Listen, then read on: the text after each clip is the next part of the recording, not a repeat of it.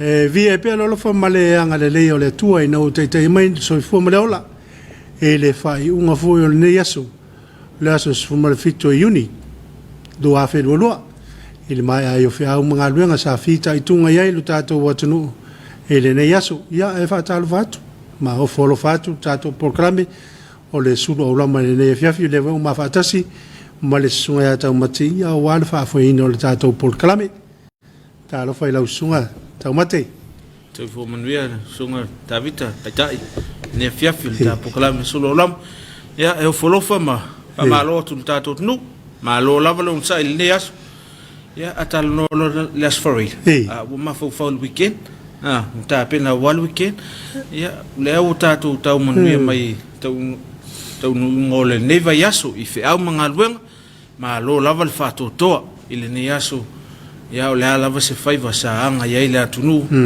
ia ma lo tu tatu proclame ne Afiafi ia te utou ele ngato utou no ofisa fainga luenga ia o company o pisinisi tu maote fala potonga ma se foi ngaluenga le ma lo lava le fato toa ia fa malo ile a fainga luenga tofe le tua so se fat ulanga ta yo e kalisi tas ia fa malo voi la o le fontele le afionga te telefono le suite telefono ia le fai lautusi a male te utupe ia mo to faltua ia pe o sunga fai lautusi o le langa e le fai ngamlanga le ia e fa malo fai o mai nei por clame le Afiafi ia me foi o fai volo e fa ngai ia fa malo foi nei o tato ma tua pensione malo lo man malo o e o mapu man nga luenga ia fa malo la o talo malo to Tapuaiga ia le fa voi me manuia ia faiva sa fa ngai o tato watnu le ngas tai le nei aso ia ne foi vai aso ato wa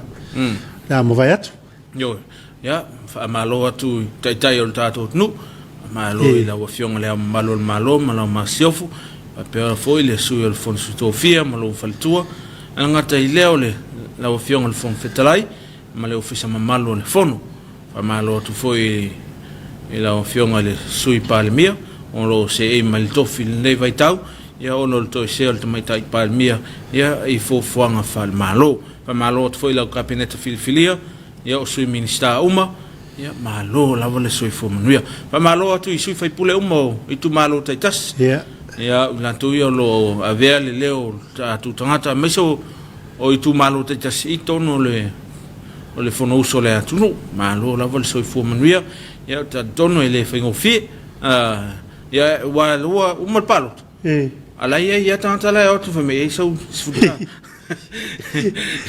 awon me mondia wa ia tai lo ia o atunu I faf ele malo si fa per campaign pe o atunu faf pe o tatu nei Samoa o atunu I faf ia ele ia me ngase ia no pawa me tatu vai in New Zealand ia no posters foi ngale posters fa le o la tu fa le la ele é ni ia ta no foi neve ele é ni ngavona fa to sina man me pena ia tono so ta tutu ia ma tunu vai va o moral palota le to ia si veto ia fa mal ele foi ngofi ta tono ele foi ngofi ia e fai lo tofia le tofi fai pun alo ka manga so o le matua ta pena ia atoto ia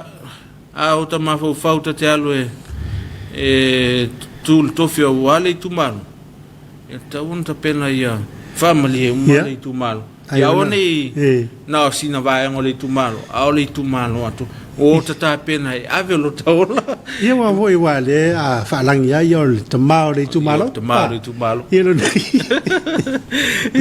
ia lo no wingo o le pitola au nga fa mal tamao tu malo au alte elas fai o na sulu atu le tu malo ia allo fani pele mau le me ole allo atu au sina mea ia tatu mavu fau foi lis fai nga pa lo manei ia e malo lava ia ele foi gofi ia fa malo atu le no futalo tinam ta mama tu na to lo fa lupe na to ia lo Tapuaiga le alfaiva le atunu e me se foi na to ia lo feula le la ia wale alfaiva le tato tunu I faiva matiuti o le talo lava ia fa foloina lo tu soifua mo ni sia so te tele ia tato te mafuta I lungo le nefonga le tu mau ia va malo voi tanga luenga se le tato malo business tu moti ia mo business light voi va malo tau tua tunu se fa malo le tanga luenga le o fa tonga fa nga fa le fa no va ia tu nei na fa foi le talo mua na bonga numero mo o le tu malo o le tu malo le sa fai ese le alu le me le mo le nga fa malo ia mo le nga fa tai le fionga le minsta ia mo le alu yo o to ai ese la vale le alu le malai ia wa le foi le tele o tu malo foi le o mo po la fa foi o mala to ia le ne vai tau non fa mai o le fa ti ti mo ai ngolo ia le yo Samoa ia va ia foi ele mal matango fir ne yaso ele fa ringa foi o fu fa ele lang ia o lo nga pati ai nisio no umara fanga fa pe foi tu malo sa fa tino ina nei mo le nga fa tele le fiong al mista le fiong el laud del marito pola tai va smith ia mo ia nga luenga le ia awa la vale tau tuaina ia wa foi mo le tau tuaina tato tu mo meo tama ainga nei fai fa tonga o le meu mo tino David le ai o lai tele le tama ainga si tato a o ta ona o fa manatu o le mtanga luenga a oni o tato fa tala le a oni o tato e wa ele tu langa funa ia tato tele ia na yo tato ainga ia tunuma yon tato le hango le lawele o le o lo tato tama ai o lo tato tofina ia o se manu au mai atunu fafo ia o tata mai fafo ia o masele ia o tato laufanu ia o le tato te iai ia o ta o le fango o mtanga lunga fa ma ite ia fa wau pe ia tele mata mafa ia le fonta mafa I tonu si o tato nu le na fa tino foi le so ia le talo moa foi le tu malo nga I fumaunga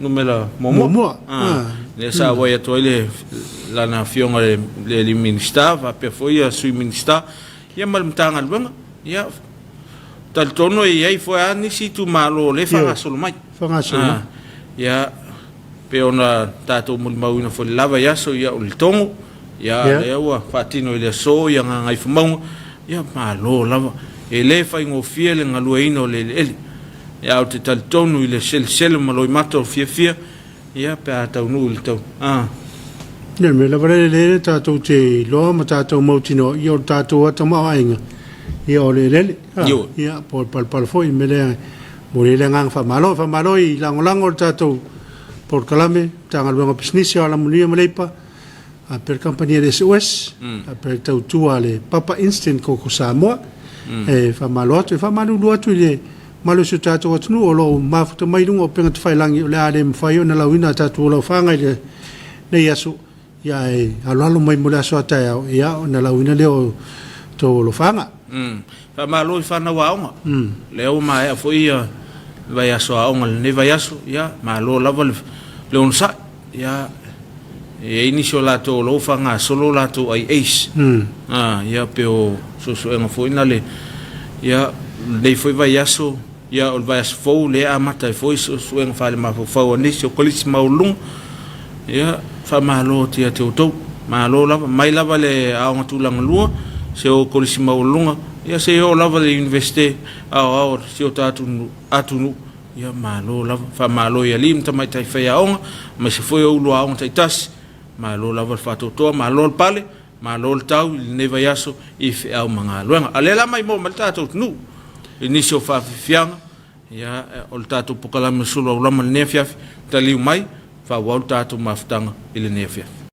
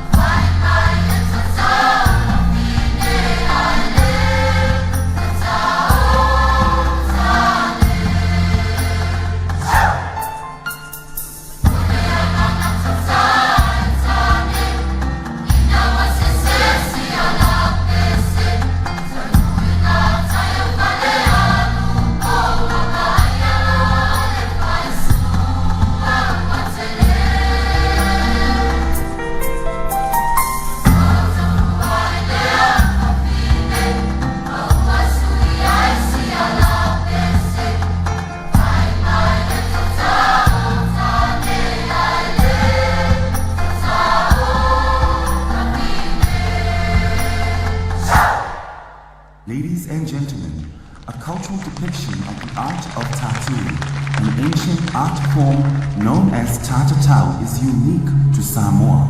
The tattoo for women is called the malu, and for men it is called the pea or sonaimiti.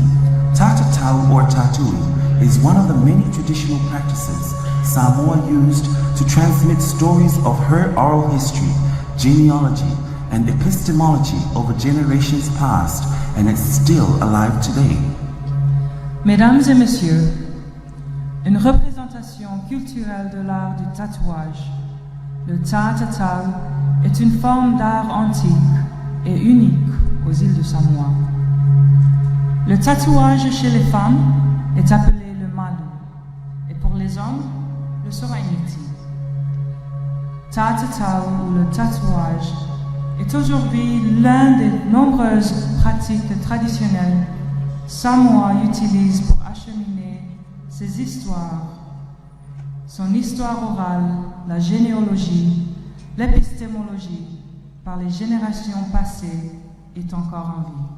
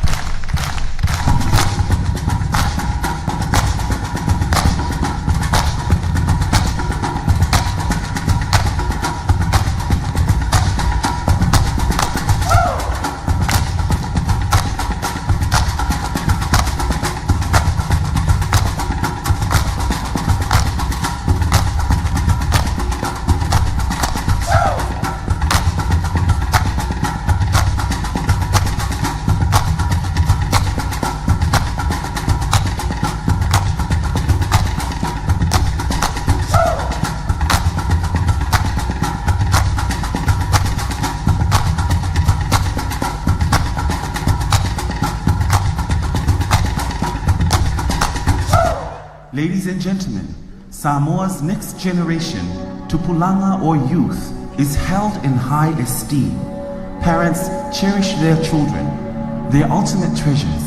In this dance, Tupulanga Talabo highlights the importance of young people in Samoa. Mesdames et messieurs, la prochaine génération de Samoa, Tupulanga ou jeunesse, est tenue en haute estime. Les parents chérissent leurs enfants, leur trésor ultime. Dans cette danse, Tupulanga Talabo met en évidence l'importance des jeunes au Samoa.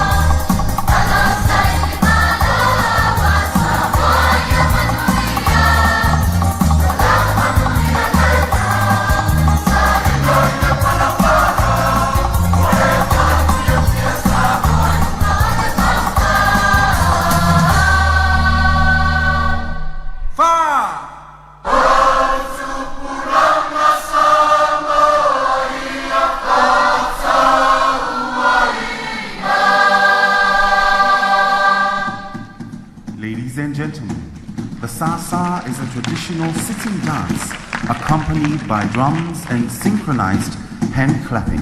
Today, the children dance the Sasa, commemorating the beginning of SITS 2014. Mesdames et messieurs, la Sasa est une danse traditionnelle accompagnée de tambours et synchronisée en frappant les mains. Aujourd'hui, les enfants dansent la Sasa, commémorant le début d'une conférence.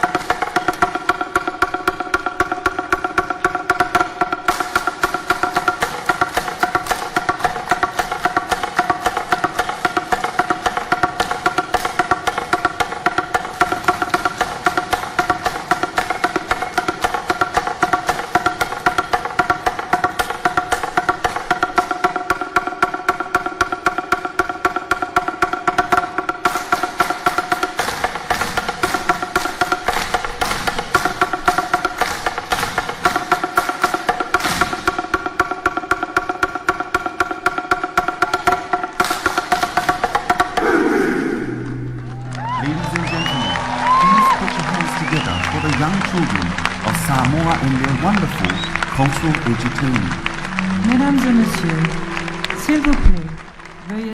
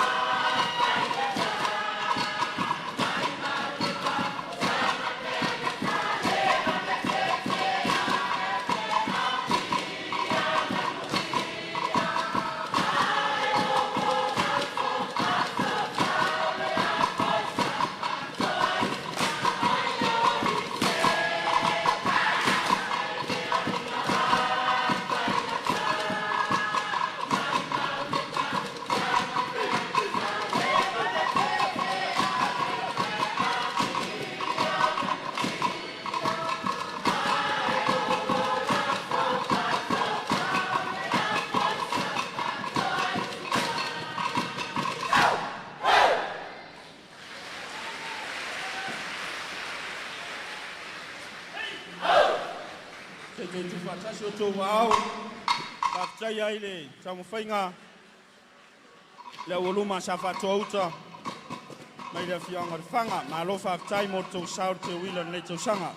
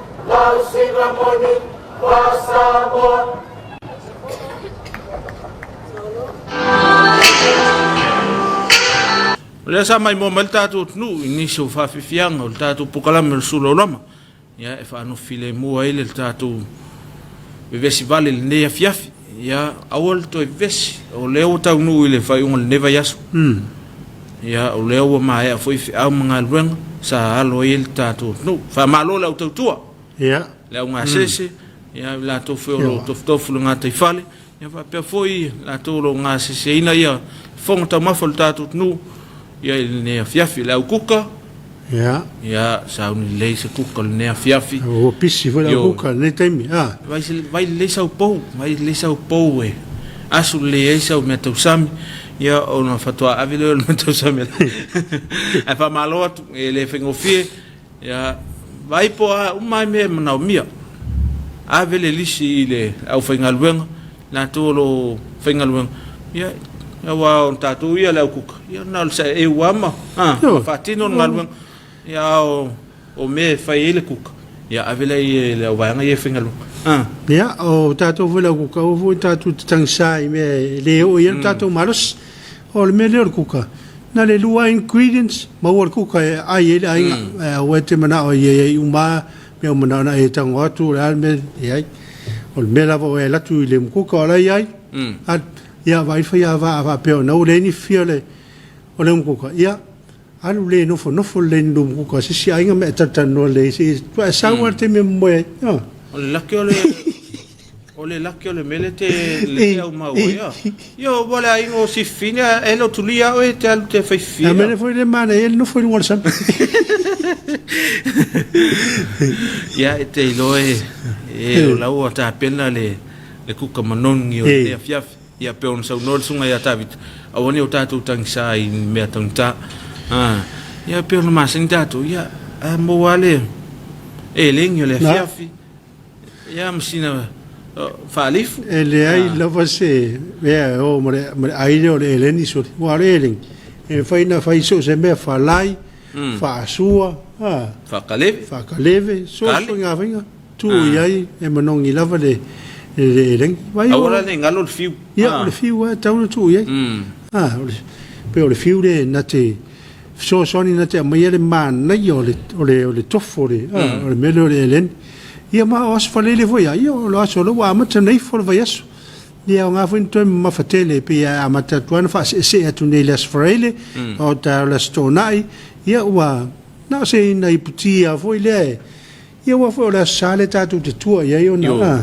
ma lo si le ia la kuka ia ai fa lei vai nga le finga luenga ma ia na sa ai le mai la verso ato ia o lo nei ia na si nei puti yo ia fa paka ola que el coco coco Samoa la mai le nga le o fa lo le instant yo le coco le papa instant coco Samoa le va ver tamna va cosa euro fa ia tia tanga ia te le tau tinga ina telwe tau pa no mri ki po me va pena mana ya nga to foi le ya mo wasina la isa fa popo e alu mar coco ngala ya wo ma fole verso le Afiafi mo tua au ala suia le pepe le te tau mai la ia oilele tamora inga mo tua I valu ala le popo yo wa te ro mei ma se no fai ava le fa popo ia ia no ngue tele I vai vane ai valu la ala suia ni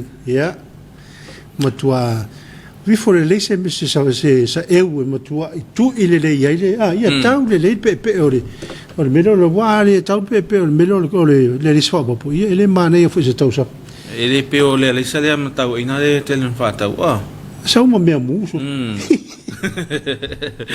pa malo tu le wa tavali ya le wa pasi ave taxi ave loli ave kiliva fa malo te to ya te tonu na fa to alu le pasi muli o Afiafi ya fai le mu no sa awe te nau le ia tau no tua la lama ai baba ai le saunga le mo la pasese au foi te nau e fa tumu la pas a mo lo numero tol futon ya lama ya fa ya ngai tuai le fanga lima ta la pas oi lima ta la ya se la lima se fumon topu ele wa todo fa por tas todo fa por tas por su poca cola na por pas yo te le lo por pas ai tato va vai le saunga le mu abone o tato tam fai sa ili le benefiti ya o le ngado tato va ai le saunga le mu na yo tato tangata ya atile tal ton mai la tala a fai tol lo la pas si lo la pas es el fio tante tu li la pa to na pas si funale e ku mai alu makau le ku e se kau kulia ka se va ngale le nu foi la ko e pa wanga Le pas menu ya ya ai mole sang le mol tatu nu ya te manatua te mai foi te mo tatu Tapuaiga ya le la tuatu le sao tu pranga tarvo ya ma vinga le tua ya te tamua foi ele io te mo tatu Tapuaiga io tatu Tapuaiga ni Afiafi le uta pena mai ele EFKS mai sala ilua savai ya le te inga le sunga le fafenga inga ya mo se malanga ya se mai lau mai mo malau fa fonga sao tu pranga tarvo ya ma vinga le tua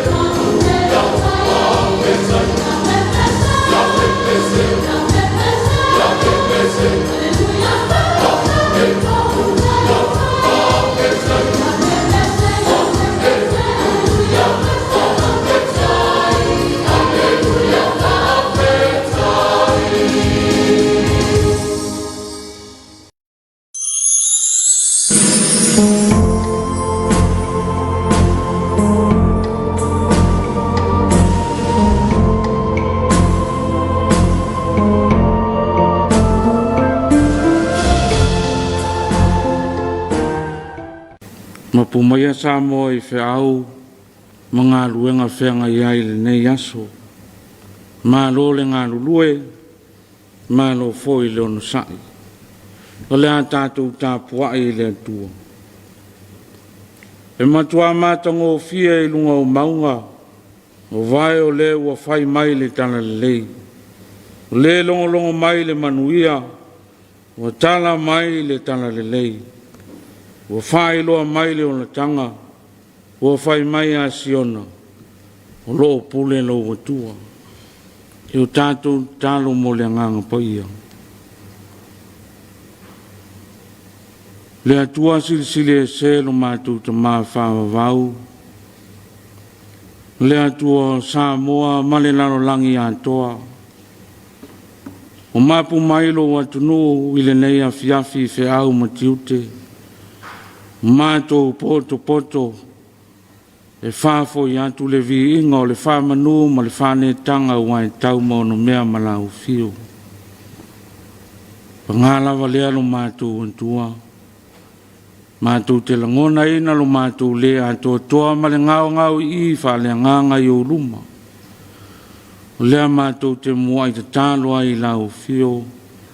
Fio mai e ala I le mana o lo nganga pa ia. Tau toa lua ina le Tapuaiga o le a mātou whaia nei. Ia I umea uma I le whāsilisili ina o lo lava vi inga e whāwavau. O mātou te talo.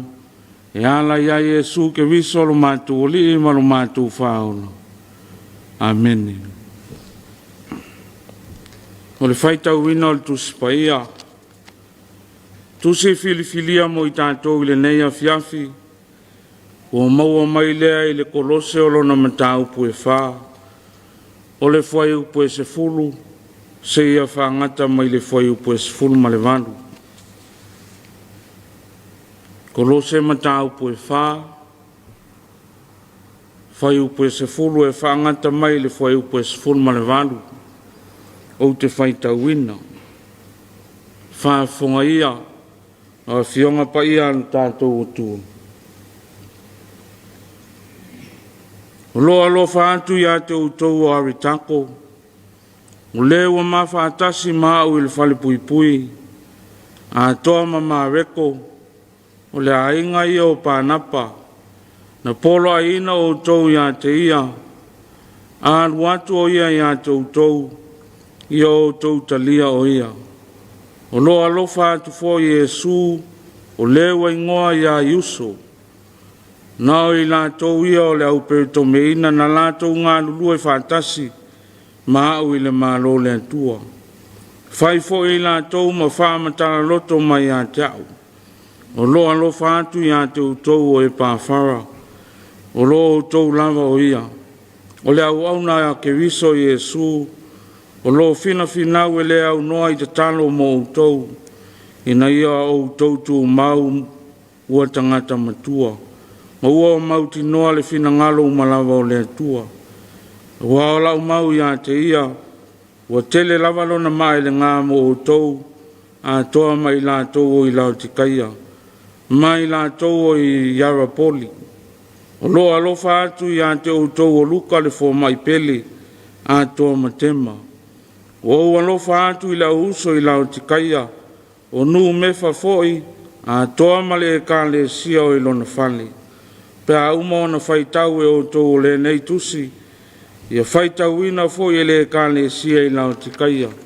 Ia o tō whaitau fo I le tusi mai lau tikaia. Whai atu fo I a arekipa. Ia oi le whaiwana tu ina atu ia te oi le alii. Ina ia e whaitau nuina. Le alofa atu le nei o hao o Paulo I lou lama lima. Ia o tō mana tua mai o mana onga. Ia te o tau le alofa tu noa. Whamanu ia mai le atua e ala le whaitau o whaalongolongo. Inisio ana whionga pa ia. Tu maupea ia te ia le vi inga nei e whaavavau. Amen. O le launga le suafa mamalu o le atua le tamā. Le alo ma le ngang sa. Amen. Ma wale matua ma le tusa whaitauina. Kolose o lona matau pu e wha o le foi upu e sfuru ma le ono. Pe a umo na whaitau e o tau o le tusi. Ia whaitau ina fo i le kane sia i lau tikaia. Ia o tau whaitau fo i le tusi mai lau tikaia. Na manatu au tu sai ma le whaasinonga le tusi whaitau aso. O lo whapea mai. Pe whaaso a i talafou. Sharing news. Pe whaaso a i talafou. O se whainga lea na tupu maola ai le urua i kāne sia. O le whaaso a i o talafou. O whea lava o ta ape i ai le a uso. A ia malama lama i mea lo tutupu i le kāne sia. I le ngangana ale au whaasana lau. Ia whaaso a i talafou i mea sa tutupu. O mea o lo tutupu. Ma mea o le a tutupu. Whātalo whātu Samoa le atu nu pele. Mā lo le ngā lulu e puno wai whi au matiute o le nei aso. O i ngā luenga i na ua pōngi sā. O tūmau pēa le alofa o le atua i a Samoa. Whāwhitai i le atua malana pule whāsoa. Lea e manuia le fōlaunga si o tātou atunu. Whāmālo te talo. Mālo ana pongi. Ma neia fo i le whiau whale nganga o le neia Afiafi. E whāso a i talafou. Sharing news. I le fou le nenga luenga o le whāso a i o talafou. A wāsa ia i lava mai le amatanga i fuanga le atua. Whai maike nese. Naso ona nunumi le langi ma le lano langi. A e sa whengao i o ia lo na nganga. O le nganga o le atua e wha fola le lalolangi no numi. Ai ngā lua le tangata e whaasoa i le tana le lei. E whaasoa i le a le kālesia. E ala i lana ngā luenga e wha Missionary na utu ai le toto masaa i o tātou lau whanua. O le whaasoa Paulo i le kālesia i Kolose. A o le wha moe i a whaasoa atu i a lau tikaia. Whai mai a umono tau whaitau ai. Ia whaitau ai le kālesia i lau tikaia. Mai au tau whaitau fo i le whaasoa mai a lau tikaia. O le tala e watu i a te utou. Ia whaasoa ane i a lau tikaia. Mai a whaasoa ai tau tala. Le whainga le a Paulo. Na malama ai le au uso i mea na tutupu. O mea o lo tutupu. Ma mea o le a tutupu. Ia malama lao tikaia i mea o tau polonga ai. O le poto e tusa mauputua tangata. Ma aitu o le langi. Ai le tusa ma ke viso no tātu uli. Se whawhita uli ia whasoa i a lao tikaia e no fauta iai. Wao se whamai pipisi. E a fia i foi. Pe a le maua al whatua tua. Samoa e tele talafou, tātou te whālongolongo ai a so uma. A e tele i tala whaasale mausau e lea o ngā. Tala e le lei, numi le lei matuu i le lapisi. A ia tātou whaasoa ai le tala le lei e manui ai si au ainga. Si au tōrua si au whanau, mai se foi na iau mātua. Tele alo whaanga na momoli atu e Paulo i a Kolose. O lo alo lo whaatu aritako, o mareko, o iuso, o e pāwhara, o luka matema. O nao se lisi o ingoa e le manino tele po ai a tangata. A e tā ua i a Paulo, le anga o e na o foina o lato uola e tā lai le tala o le whaoletanga. O le whaasoa Paulo i leo uso i Roma. Na fesili ai Paulo, pe whape wheo na whātua tua se isi, pe ale ai nisi e tala i atu i ai. Pe whape wheo na tala i atu, pe a whai wa lea au ina atu i lātou. Pe whape wheo na lātou wala au atu i le wa le whātua tua mai a te. Pe whape wheo foi, Ona lātou whātua I le wa lātou le whālongo atu I ai. Pe whape whea whoi ona whālongo pe ale ai se isi e tā lai atu. Ai mai le profeta o Isaia, e matua mata ngō fia I lunga maunga, o vai o le wa whai mai le tala le lei. O le longo mai le manuia, ua tala mai le tala le lei, ua whai loa mai le o le tanga. Le ala ua lisi o lato ingoe le apostolo, o awitako, o maereko, o iuso, e pa whara luka matema. A muia I lato ua mōli mau paulo I a lato ngā luenga. Aru fesili, po whea se lisi o wha mauina ai o tai ngoa Samoa e. A matana wha soa I lo wainga. Siau whanau, ma siau tō rua mana iau mātua. O le nuu, male ka le sia. E wha soa ai I le alofa tausi mai o le atua. Wha soa I a manuia nuu ma le atu nuu. I whai ngā lotu I le tae ao, ai mai se fo I o le Afiafi. O mea ia ua tātou māsani ai, ai aua nei ngalo. Ai mai sai ei se whai whe au. Lua se fulu tau sanga o tui whai tutoa o ainga. Tui atu I le tasi aso, me ufate ia, e na ua tali mai se tamamatua. O ta tala le whai tutoa maulu fale le whai whe au I tutonu, o le fale. Ta itai atu le potu malo lo, le whai whe au, o alu si tamamatua e, au maila na iputi. Sili leo le tamamatua, pe iei se mea na susuma iai, ua nao le punou, masi oa le whai whe au I lana iputi. Toe whe sili fo I le toi ina matua, po le lei ma o kei mea uma. Wea le muifo I lunga le whai whe au mo whai mai, ma lie oe ta mā, ua ngalo le mea na o tui ai lo whai toa. E lua se fulu tau sanga o tui whai toa. A o se taimi mua lea ua tatala mai ai se whai toa. Ma o ulu fale ai to tono o se fale o se ainga. Ua o te. Lua se fulu tau sanga. Vi ia le atua. Ai ua ngalo ai le mea na usau ai. Samoa malau whaafonga Tapuaiga nei Afiafi. Whaasoa whale a nganga lea mo I tātou uma. Auane I ngalo ona we whaasoa hai le tala le lei. E tala le lei na sulu ia ai o lau whanua I matangiu whiangai maleata. Mala e ola mga fuanga whale mautuang yang. Le tala fau, ua lua afe luas fulu lua tausanga o fau pea. O le tala I le whao la tanga, ua umo na tupu. Mai le to e tupu foi. Ai tu mau pealo na fau yaso uma. Ma taimi uma tātou te whāsoa I ai. Whāsoa I mea le lei e manui ai. Tu mau ai lo ainga I le nonofo le lei ma le nonofo whialwhani. Whāsoa I le whāsoa lufi lima le lei I a lele manu masiana ia. Ai anoa ma le whāsoa.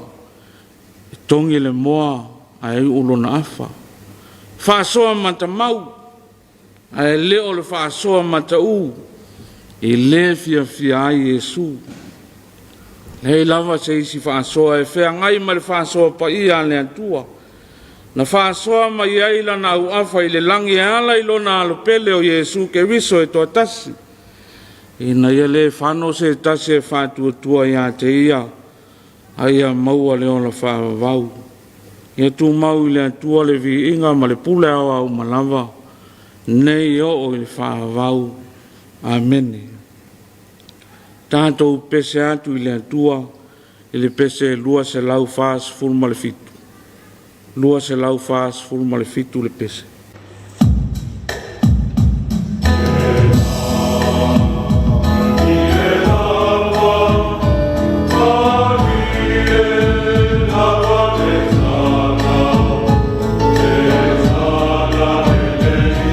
Yesu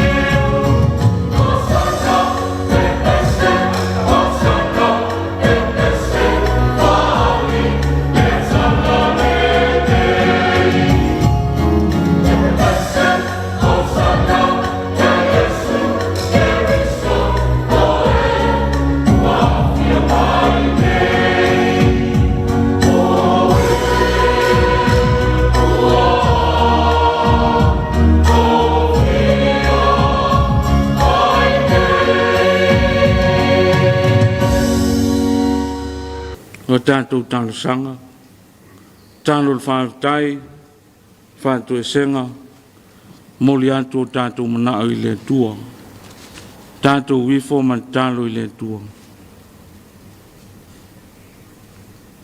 Nea tua silisili e selo mātou ta māpa I ai, le atua e ou le mālosi ma le pule au malava, le atua le langi ma le laro langi ma meo tumu ai, le atua le mata I sau la u fio wa e whaasoa mai le ola ma le mālosi, ua mātou vivi I ma tāpua I ai la u fio.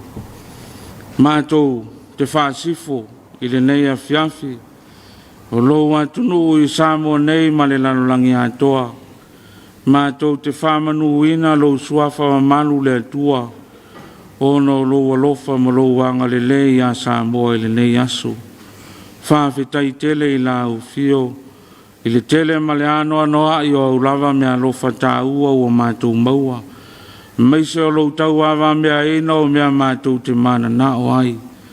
Whawhetai le atua I le ola ma le malosi, mātou whaatino ai whi au matiute, whea ngai ai ma lo atunu I le nei aso. Iu le aso I na ua pō, tu maupea lo alofa ma lo wanga le leia I mātou. Whawhetai la o fio, o no le neia o nanga, o mātou whāsoa I le tala fau e winga I a Yesu ke wiso, I Samoa nei male lanolangi mai moa mai atunu e mamau, whape nao na o atu I ai le tala I le lei, whawhetai tele le atua, I na ua whaaso pifia pea mo e ngā luanga I le mana o lo nganga paia, e tauto o lua ena, Samoa I ana whiau māti nae, mātou te whawhetai ai la u fio, ono le tele o lo alofa mo le ola manuia o se o mātou atunu. Whawhetai au a fionga paia o mātou whaitau mo whalongolongo iai, whai lava lea matai ala I lo mātou sāwalinga whale whantuatua.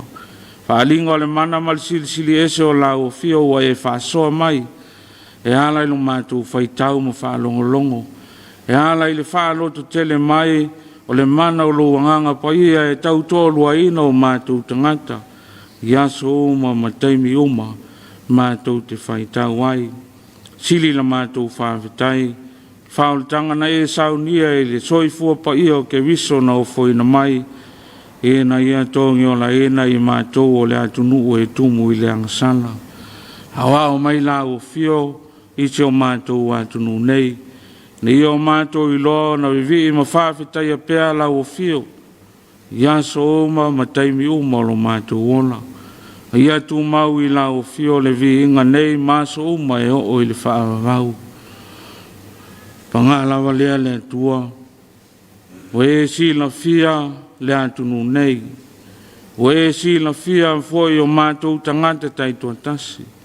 O ati lau si la whanga pa ia I loto mo mātou nganga, mātou te talo I la o fio, se ia e whama ngalo le I fonga lo atunu I le nei Afiafi. Whama ngalo I mātou I le le ato atoa mātou whasoa o lau tala I le lei. Whama ngalo I mātou I le whātumutumu lima o na whātino o mātou tiute, manafa tau ave I tonu o se o mātou atunu.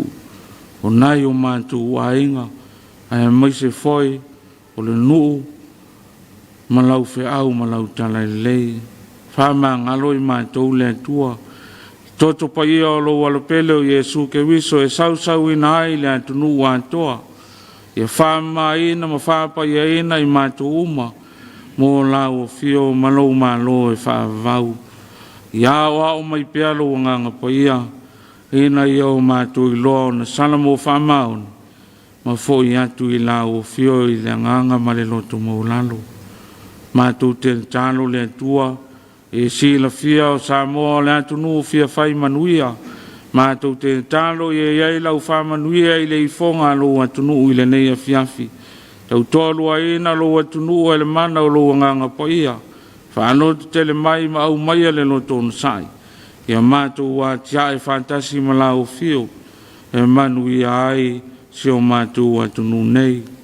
Anga le lei lau o fio I le alua lau tala I le lei, ia taulu maua ni nganga se tele mo lau fio malo e fa vau i so se tafa ma so se tu o le nei la langi ma tu talo foi le tua mana tua foi i la tou o lo fa tau tolia i mo tanga se ngase fa soa e lau fio le ola fou ma le malo si fa fouina maua ma tanga fia ma le file mo i tonu na yo matu wainga talo ye lo wanga le lei ia Samoa ma le lalo langi a toa ia lave ina pea o matu tangata i le fasoa e peo na e faso mai i le soi fua po ia na o foi na mai o lo matu o li faola lea li e lo matu o tua ia i lau whamanuia i ta mama tina mantua o nai a matu whanau ia foa ia te i la tau le poto ma le ata mai Ua i la tau o le luma na i manuia o le atunu o a inga nuu mai kālisia. Anga leila o fio i le whainga malo longa Samoa i le nei Afiafi. Ia lango malu ina tō whanga uma. Mātou wala whai fo i le tai au mua. Ia fōlinga pēa Samoa i lo lofa malo wanga le lei. O mātou talo ia whātasi ma talo lilo i le loto le tangata lawa ia. O foi na tu i la o fio e fai alo finangalo a e leo lo matu o le whātau a nau.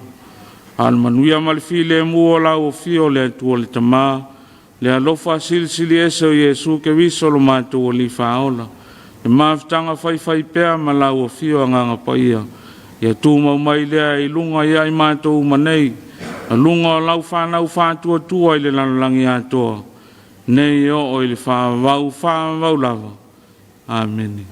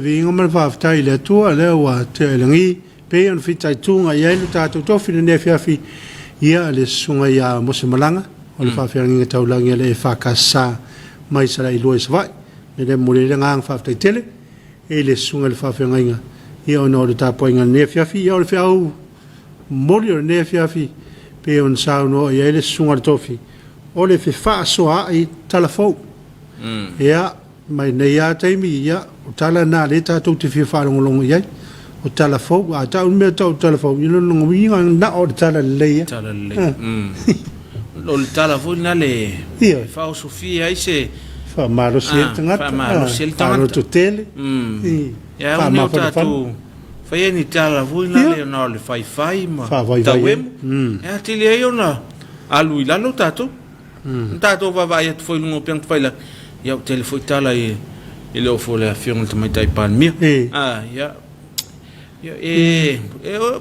o le tala masani ai ai vai nei le natura o sapani o pole sai le ala va se me o le tam fail sai le fa e tam fai e o tu masinga e o pong o le o tatou ia pole ase me le leon fatino ia e tam fai ale le Samoa tu so mai la o le toto male an o le tino ia o le ngana e tas ia o le mana o le manatu tu le nefiaf ia tatou fa so ile talafou o talafou lono tatou fa so le tala le se tala e fa malo se ile se uso tangata o ne avea tatou matata e fa so le tala e fa vai ile le ola tam fai o se uso ia e fa malo to le sunga fengainga ia fa pe fal tua fa malo tu lau sunga mose malanga ma pe fal tua ia uputa u malanga male kalesia EFKS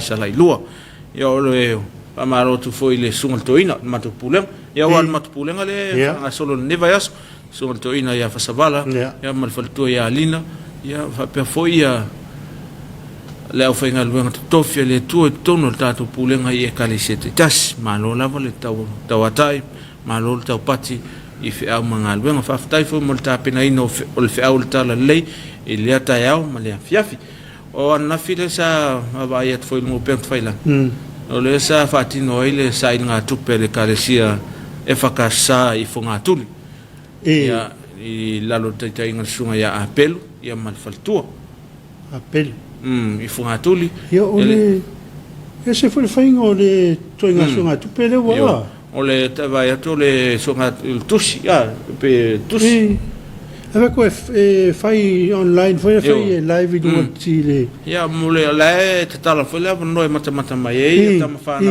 ia tunu ma fai la formula manai o le fa mo o le sa ne ia to le sfuta usanga lo lanto man tapa o le fa tino ela mal tu sai linga tu e pe o se o le motor ngalwen po le ho ale le lo tu le tau sai le fai la tu sai linga tu ya sa fatino an nafila to sai linga tu pe lungo peng fai lang ne sa mai mo to foi malu so ta tu nu ya mo le to fa malo sung no fenga ya me se foi le faltua ya male kali sie fo nga tul ya le uta pena mai le sa tu pulang talvo ya ba pesenga me se foi o siva falenganga na tau mal fe au tala lei ia ona taliu mai lea fa ol tatu maftanga il ne afiafi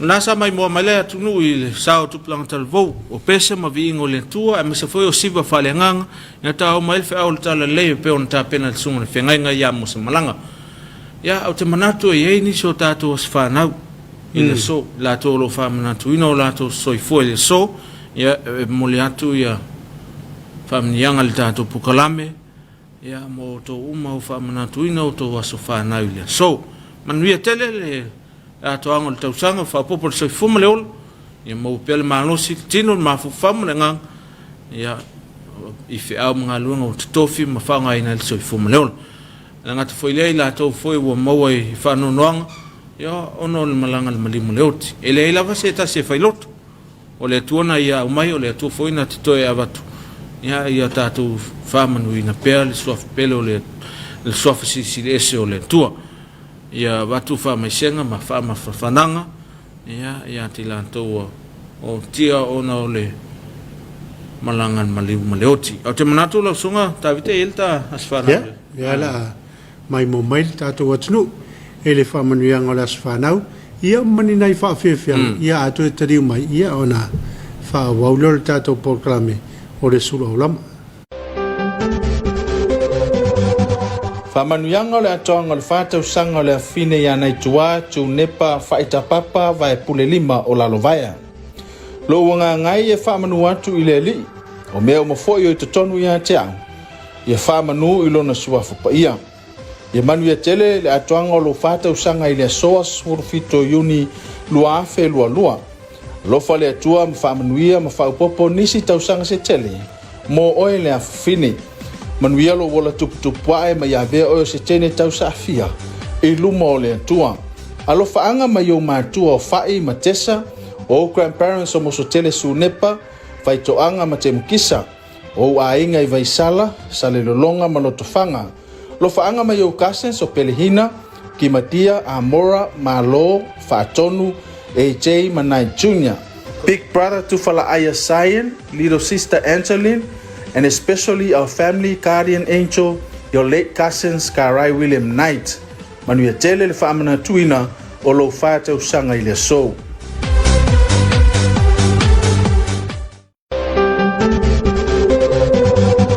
Whamanuianga le atoanga le whātau sanga le awhine ia nei tua tu nepa whaita papa vai pule lima o lalo vaia. Lo wanga ngai e whamanu atu I le li, o mea o mafoi o I tonu ia te au. Ia whamanu I lona suafu pa ia. Ia manu ia tele le atoanga o lo whātau sanga I le soa swurfito yuni lua afe lua lua. Lofa le atua ma whamanuia ma whaupopo nisi tau sanga se tele. Mo oe le awhine. Manuia lo wala tuputupuae ma ia vea oio se tene tau sa afia. I luma o le atua. Alo whaanga ma iau mātua o whai ma tesa o grandparents o moso tele su nepa vai toanga ma te mkisa. O ainga I vai sala sa le lolonga ma loto fanga. Lo whaanga ma iau cousins o pelehina ki matia Amora ma lo faatonu AJ Manai Jr. Big brother to fala aya Sayan, little sister Angeline, and especially our family guardian angel, your late cousins Karai William Knight. Manuia tele le whaamana tuina o lo whātau sanga I le so.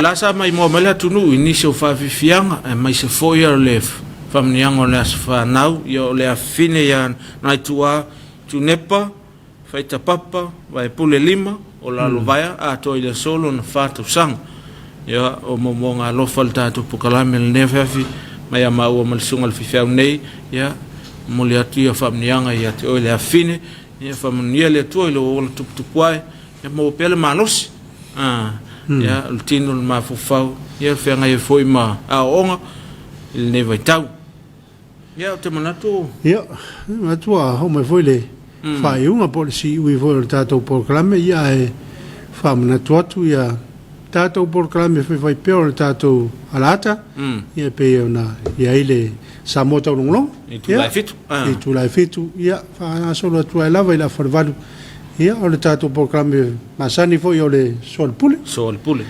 ia fia na nei ia nei tu la moli le ngang fa tele le maru se tatou atnu ile ma futo mai le tatou ia moli foi le ngang fa tele lango le tatou proclame pe ne ile tanga luenga business ala munio maleipa per compagnia de SOS pe foi lango le toma pensione manolo man malo ia mal papa instant koko Samoa lango ia o lango ina tatou proclame le fai ona winatu ile afiafi mole afiafi ia wala mai mo fa fonga Samoa ia manu ia tele le afiafi ma nisi o fo fonga toi tatou toi fei lo evo ile aso atayao nei tula manu telina le afiafi ya toi famanato atu la sa mo la tolo la lampapa ai ya le ipata ma la man